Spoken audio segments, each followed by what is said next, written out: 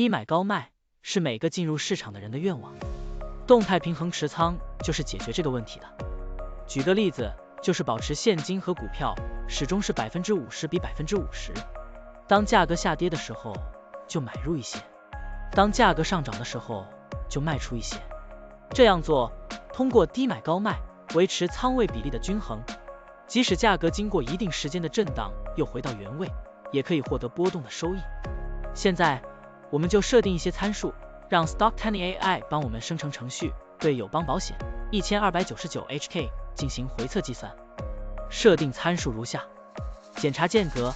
每周五按照收盘价检查一次；价格梯度，每变化10%就启动买入或者卖出操作；运行时间从2023年1月1日到2024年4月30日；交易手续费设定为0.30%，这样设定节省了盯盘的时间和操作次数。好了，按照上面的设定，程序运行的结果是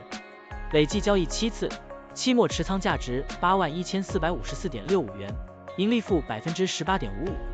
相比持仓不动，多盈利16.56%。如果你希望更频繁的交易，可以把参数修改为持股仓位70%，每天按照收盘价检查一次持仓，每变化5%就进行平衡，这样就可以得到新的回测结果。累计交易39次，期末持仓价值74842.42元，盈利负25.16%，相比持仓不动，多盈利9.95%。股票的波动特性不一样，盈利效果就不同，参数设定不同，盈利效果也会不同。怎样找到最优的组合呢？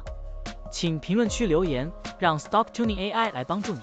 股票调优 AI， 利用 AI 技术赋能您的股票选择与操作。本站内容不构成对任何人的投资建议，您应当基于自己的独立判断做出决策。扫描二维码获取文字稿，欢迎点赞、评论、转发。